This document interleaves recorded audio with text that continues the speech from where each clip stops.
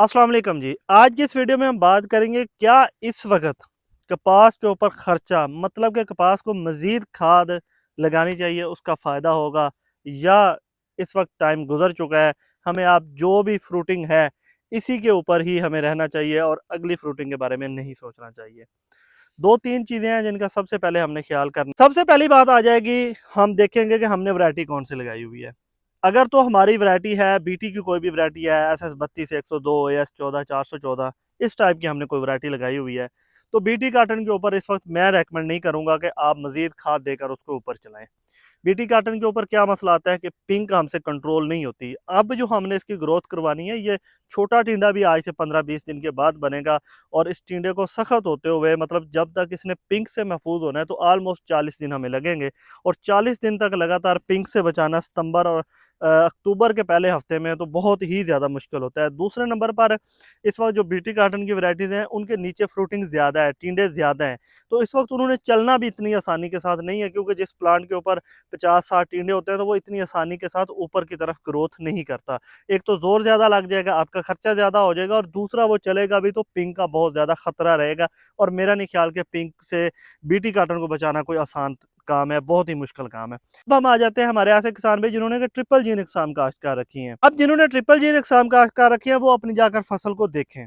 फसल को किस तरह देखें कि क्या उनकी फसल इस वक्त ग्रोथ कर रही है, ऊपर भरपूर किस्म की फ्रूटिंग मौजूद है, मतलब 40 50 60 फुल और गुड़ियां मौजूद हैं, तो वो खर्चा करें। लेकिन अगर ऊपर फुल गुड़ी मौजूद नहीं है और वो सिर्फ ये सोच रहे हैं कि इसकी अब वो ग्रोथ करवा लेंगे खर्चा करके, तो मेरे ख्याल से वो भी बहुत ज़्यादा लेट हो चुके हैं। मोस्टली जो हमारे ट्रिपल जीन काटन वैरायटीज़ हैं वो इस वक्त बेहतरीन, उन्होंने ये बारिशों के बाद ग्रोथ किया और इस वक्त तकरीबन हर किसी की फसल पर 40 50 60 फुल गुड़ियाँ 5-10 टिंडे हैं।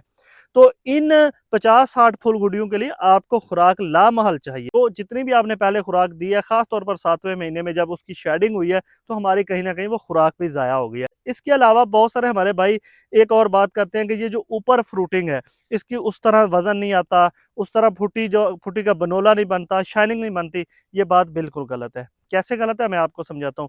जो भी टिंडा सब्ज पत्ते के नीचे खिलता है उसका बेहतरीन किस्म का वजन होता है। आमतौर पर हमारा तजर्बा क्या है, हमारा पिछले 2 4 5 सालों का ये तजर्बा है कि ऊपर वाले जो 25 30 टीने होते हैं वो कोई खास हमें पैदावार नहीं देते। क्यों नहीं देते? सेम इसी वजह से जो कि मैंने आपको पहले बात की है कि जो बीटी काटन हम लगा लेते हैं तो हम एंड के ऊपर खर्चा वैसे ही बंद कर देते हैं।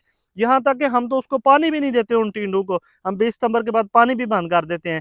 तो जब उसको पानी भी नहीं मिलेगा, खाद भी नहीं मिलेगी, पत्ते भी सब्ज नहीं रहते। पिछले 2 4 सालों के अंदर क्या रहा है जिसकी बुनियाद पर हम ये कहते हैं कि ऊपर वाली जितनी भी फ्रूटिंग है उसका इतना ज्यादा वजन नहीं होता, उसके पत्ते भी सब्ज नहीं रहते थे। सफेद मक्खी इस टाइम तक तकरीबन उसका खात्मा कर देती थी। तो अगर पत्ता भी सब्ज नहीं होना, पानी भी नहीं मिलना, खुराक भी नहीं मिलना, तो साफ ज़ाहिर है उसमें से फुटी क्या निकलनी है। लेकिन इस साल बिल्कुल सिचुएशन अलग है और यहाँ पर एक और चीज़ भी है। अब यहाँ पर हम क्या देखेंगे कि अगली फसल जो हमारी गंदम की है उसका क्या रेट है, तो उसका उस तरह का रेट नहीं दिखाई दे रहा जैसे कि पिछले साल दिखाई दे रहा था। और इस वक्त जो कपास का रेट है ये बहुत अच्छा दिखाई दे रहा है, क्योंकि ये शायद ऐसा लग रहा है कि है ये अंदाज़ा, गलत भी मैं हो सकता हूँ सही भी हो सकता हूँ, लेकिन 10,000 के इर्द गिर्द मार्केट शायद घूमेगी। तो इस हवाले से अगर हम 5 6 7 मन ये ऊपर वाली फ्रूटिंग से बेहतरीन खुराक देकर अपनी पैदावार को बढ़ा लेते हैं तो ये कोई घाटे का सौदा नहीं है।